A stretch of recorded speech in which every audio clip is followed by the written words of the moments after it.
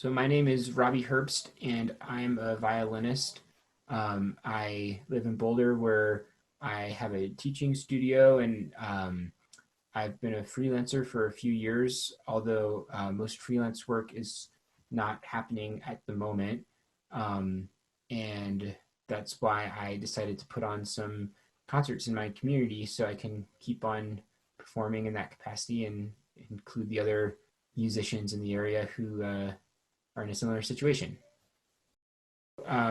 Before COVID, I was playing with a number of orchestras in the area, from the Boulder Phil, which is pretty close, all the way up to the Cheyenne Orchestra. I drive up to basically every month to play a show, um, and uh, all of that work just got canceled or postponed, um, and it's just like a huge source of income that I've lost. Not to mention weddings I was contracted to play, or chamber music performances. All of that is just basically had to be canceled or rescheduled or put on hold. So yeah, that was like a huge blow to my livelihood, I would say. I'm still able to teach remotely over Zoom, which is good. I still have my students, which has been very helpful. But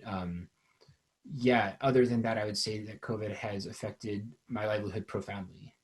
So my project is called Music in Martin Acres. Martin Acres is a neighborhood that I live in South Boulder, and it's a pretty simple idea. I've just been putting on these front yard shows because I have a, a good space for setting up for performances in my front yard, and I live on a pretty quiet side street. So I, put up flyers in the neighborhood, got the word out to other musicians who live in the same neighborhood, and the response has just been tremendous.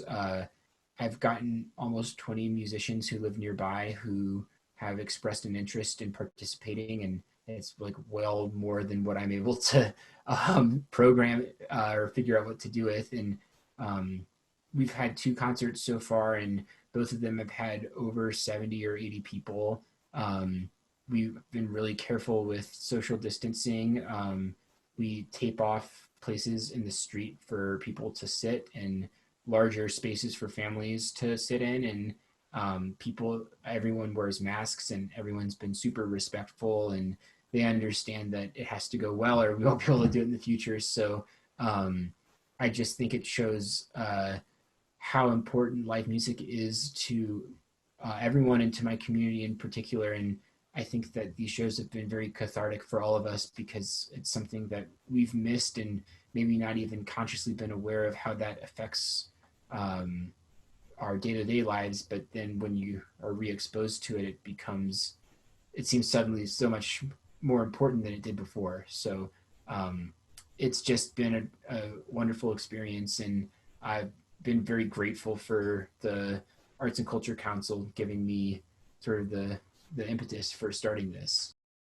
Well, only that this has been an experiment the whole time, and obviously in some regards the stakes are pretty high. Like, we have to make sure that it's safe at Mhm. all times, and if that doesn't happen, then it can stop abruptly. But in terms of what the music is and what the concerts look like, I've just been trying to keep a very open mind, and um, I would my priority is always that these concerts serve the community, and the people are hearing what they want to hear, and musicians are able to put on projects that they're excited about. So um, I'm just excited to see how this evolves. And given now that there's a space for something like this and a support from the community, um, I think that it's just a lesson in um, what we're able to do without the institutions that we rely on, and how that can